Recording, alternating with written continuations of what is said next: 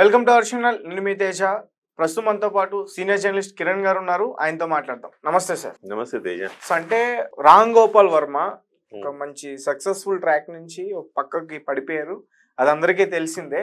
And అదే టైంలో ఒక భారీ బడ్జెట్ తో ఒక పెద్ద సినిమా తీసాడని ఒక ప్రచారం జరిగింది. దాని పేరే వ్యూహం.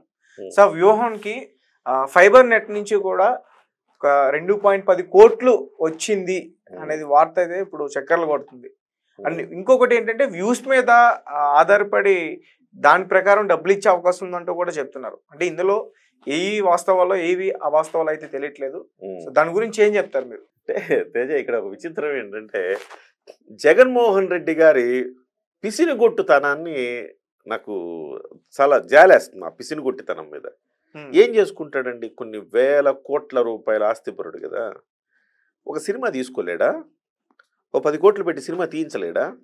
తీయించగలుగుతాడు కదా. దానికి కూడా ప్రభుత్వ సొమ్మును ఉపయోగించడం ఏంటి? నువ్వు చేసేదే అదో పని, దానికి మళ్ళీ నువ్వు ఆ ఏదో పని చేయడానికి మళ్ళీ ప్రభుత్వ సొమ్మును వాడతారా? ఎంత పిటి, జాలి పడాల్సి వస్తుంది. రామ్ గోపాల్ వర్మ మీకు కరెక్ట్గా గుర్తుంటే వ్యూహం శపథం ప్రకటించిన తర్వాత జగన్మోహన్ రెడ్డి గారిని కలిశారు. ఆయన ఇంట్లో కలిసి నాకున్న సమాచారం ప్రకారం 5 కోట్ల రూపాయలు ఆ రోజు జగన్మోహన్ రెడ్డి గారు క్యాష్ ఇచ్చారు ఆయనకి. ఓకే, 5 కోట్ల రూపాయలు ఇచ్చిన తర్వాత అక్కడి నుంచి వ్యూహం శపథం ఆయన తీసే క్రమంలో సినిమా తీశాడు. పెద్దగా జనం చూడాల. జనం చూడకపోతే జనానికి డైరెక్ట్గా ఇంజెక్ట్ చెయ్యాలి ఎలాగోలా అని ఫైబర్ నెట్లో పెట్టాడు. ఫైబర్ నెట్ ఏంటంటే మీకు అంటే ఒక లేటెస్ట్ టెక్నాలజీ ఫైబర్ నెట్. మీకు ప్రతి ఒక్కళ్ళు కూడా సినిమా ఓటీటీకి బాప్ అని చెప్పుకోవచ్చు ఫైబర్ నెట్ని. ఫైబర్ నెట్ అనేది కరెక్ట్ క్లిక్ అయితే ఓటీటీ లాగా నువ్వు డబ్బులు కడితే ఆ సినిమా నీ కోసం ఓపెన్ అయ్యిద్ది, లేకపోతే ఓపెన్ అవ్వదు. ఆ రకంగా వాళ్ళ ఉద్దేశం ఏంటంటే ఫైబర్ నెట్ ద్వారా రాబోయే రోజుల్లో సినిమాలను కూడా ఈ రకంగా ప్రసారం చేయాలి తక్కువ ధరకి. నీకు ఇష్టమైనోడు చూసుకుంటాడు సినిమా, ఇష్టం లేనోడు చూసుకోడు. తక్కువ ధర పెడితే అందరూ చూస్తారుగా. సో ఆ రకంగా ఫైబర్ నెట్ ద్వారా ఆ సినిమాను రిలీజ్ చేస్తాము అనుకున్నారు. ఆ సినిమాను ఫైబర్ నెట్లో పెట్టారు. పెడితే అట మీరు చెప్పింది వ్యూస్ ప్రకారం డబ్బులు ఇవ్వడం కాదు, పెడితే అట 1863 మంది చూశారట మొత్తం ఆంధ్రప్రదేశ్ జనాభాలో. రేపు మనం వీడియోలు పెడితేనే 1,00,000 మంది చూస్తున్నారు. ఆ ఫైబర్ నెట్లో పెడితే 1863 మంది చూశారు. ఆ 1863 మంది చూసినందుకు మన సినిమా కొనుక్కుంటాం కదా, ఓటీటీనా యూట్యూబ్ ఏదో ఒక ప్లాట్ఫామ్. అంటే ఆయన సినిమా తీసాడు, ఆయన సినిమాను కొనుక్కుంటాము, పెడతాము. పెట్టిన తర్వాత వచ్చిన ఆదాయంలో ఆయనకి మనకి షేర్ చేసుకుంటాం. అట్లా కదా సహజంగా ఓటీటీలో జరిగేది. అట్లానే ఫైబర్ నెట్లో పెట్టాడు. ఫైబర్ నెట్లో పెడితే చూసింది 1863 మంది.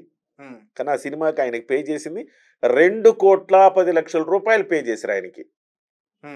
అంటే నిన్న జీవిరెడ్డి గారు చెప్పడం అంటే ఎంత హాస్యాస్పదం అనిపించిందంటే నాకు, 11,000 రూపాయలు ఒక్క వ్యూ కోసం ఇచ్చినట్టు లెక్క. ఒక వ్యూ ఒక మనిషి చూడటానికి 11,000 రూపాయలు. నువ్వేమో భీమ్లా నాయక్ సినిమాని 10 రూపాయలు 20 రూపాయలు పెట్టి ఆడిస్తావు, ఎంఆర్ఓలను పెట్టి. నీ అనుంగు శిష్యుడు, నీ యొక్క బాగా ప్రియమిత్రుడు రామ్ గోపాల్ వర్మ సినిమాను మాత్రం 11,000 రూపాయలు చెల్లిస్తావు ఆయన సినిమాకి. ఎక్కడ చోద్యం అండి ఇది? సో విచిత్రం ఏంటంటే నిజంగా రామ్ గోపాల్ వర్మ సినిమా ఆ 2 కోట్లు ఆయనకి చెల్లించాలి ఏంటి? జగన్మోహన్ రెడ్డి గారు చెల్లించుకోవచ్చు కదా. చిత్రం ఏంటంటే ఎంత పీనాసి మనిషి అంటే జగన్మోహన్ రెడ్డి. ప్రజల సొమ్ముతో ప్రజల్ని దోచుకుంటూ ప్రతి అంశానికి ప్రజల సొమ్మునే వాడుకునే మనిషి. ఇంతకుముందు కూడా మనకు ఒక వార్త వచ్చింది, సోషల్ మీడియాకి డిజిటల్ కార్పొరేషన్కి కూడా చెల్లించిన డబ్బులన్నీ కూడా, ఆ డబ్బులన్నింటిలో అందులో కూడా వీళ్ళ సోషల్ మీడియా వాళ్ళని పెట్టి వాళ్ళకి జీతాలు ఇస్తూ ప్రభుత్వ సొమ్ముని పార్టీ ప్రచారం కోసం వినియోగించారు. ఇవాళ ఫైబర్ నెట్ ద్వారా కూడా 2,10,00,000 రూపాయలు రామ్ గోపాల్ వర్మకి ఇచ్చాడంటే అంత. అంటే రామ్ గోపాల్ వర్మ వ్యూహం అనే సినిమా రామ్ గోపాల్ వర్మతో ఆయన తీయించడం ఎంత చిల్లర రాజకీయం నాకు అర్థం కాదు. ఆ వ్యూహం కాన్సెప్ట్ కూడా నువ్వు ఏమన్నావు? నేను చేసిన పనులు మీకు నచ్చితే నేను నాకు ఓటేయండి అన్నావు కదా, దాని మీద ఉండొచ్చుగా. మళ్ళీ పరోక్షంగా ఈ రామ్ గోపాల్ వర్మ అనే ఒక పర్వర్టెడ్ ఫెలో, అతను సమాజంలో ఉండదగిన వ్యక్తి కాదు, అతను సమాజానికి హానికరం. మనము రామ్ గోపాల్ వర్మ సినిమాకి సెన్సార్ చేసేటప్పుడు కూడా ఏం రాయాలంటే, ఈ మనిషి సమాజానికి హానికరము, ఇతని సినిమాలు చూడడం సమాజానికి హానికరం అని రాయాలి. సిగరెట్ పెట్టి మీద రాస్తారు కదా, మందు బాటిల్ మీద రాస్తారు కదా, అటు రామ్ గోపాలం మీద కూడా రాయాలి. ఎందుకంటే అతను సమాజంలో బతకటానికి వీలు లేని వ్యక్తులు ఎవరైనా ఉన్నారంటే ఒక రామ్ గోపాల్ వర్మ, ఒక శ్రీరెడ్డి, ఒక పోసాని, ఇలాంటి వాళ్ళు సమాజంలో అనవసరంగా వేస్ట్ మెటీరియల్. వాళ్ళు ఈ భూమి మీద ఉండటానికి అర్హత లేని వాళ్ళు. సమాజం వాళ్ళ వల్ల చెడిపోవడం తప్ప బాగుపడడం ఉండదు. ఎవరికి పనికిరాని వాళ్ళు. అలాంటి వాళ్ళకి సంబంధించి నువ్వు 2,10,00,000 రూపాయలు ఇచ్చావు. ఇంకా తవ్వుతున్నారు. తవ్వే కొద్దీ అనేకమైన విషయాలు బయటకు వస్తాయి. రామ్ గోపాల్ వర్మకి ఆ రకంగా 2,10,00,000 రూపాయలు అక్కడిచ్చి 5 కోట్ల రూపాయలు ఆయన సొంతంగా ఇచ్చారని చెప్తున్నారు. కానీ ఇప్పుడు నాకు అర్థమవుతుంది ఏంటంటే వ్యూహం సినిమాకి అంత డబ్బులు ఎందుకు? 2 + 5 7 కోట్ల అట్లా తీసి అట్లా మడత పెట్టి ఇచ్చేస్తాడు సినిమాని. వర్మ సినిమాకి లక్షలు తప్ప కోట్లలో ఖర్చు అవ్వదు. సో కాబట్టి ఇప్పుడు నాకు అర్థమవుతుంది ఏంటంటే ఆ రోజు వీళ్ళేసి భోజనం చేసి వచ్చి ఉంటాడు తప్ప 5 కోట్లు ఇచ్చుండడు. ఇదో నీకు ఇస్తానులే ఏదో ఒక రకంగా ఈ డిజిటల్ ఈ ఫైబర్ నెట్ ద్వారా అని చెప్పి 2,10,00,000 ఫైబర్ నెట్ ద్వారా ట్రాన్స్ఫర్ చేశాడు. ముందు సినిమా తీ తర్వాత ఇస్తానని.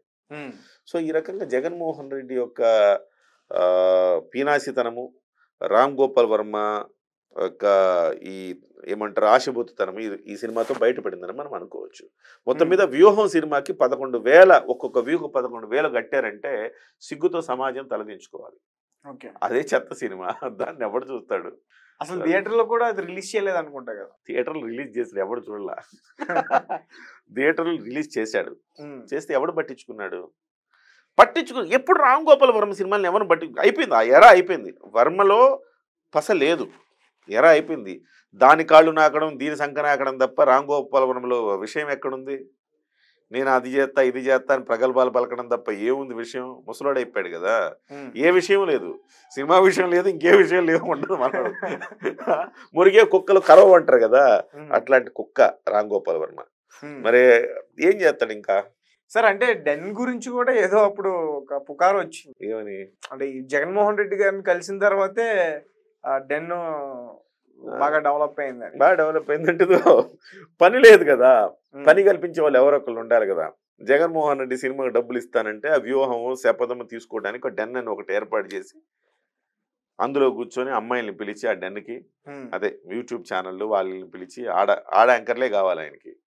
ఆడ యాంకర్లు వస్తే వాళ్ళతో మాట్లాడడం, నేను ఇంత తోపునని చెప్పుకోవడం, అంతకుమించి ఏముంది?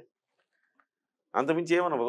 వర్మ గారు ఈ మధ్య కాలంలో నీకు తెలిసి వర్మ గారు చేసిన గొప్ప పని ఒకటి చెప్పు.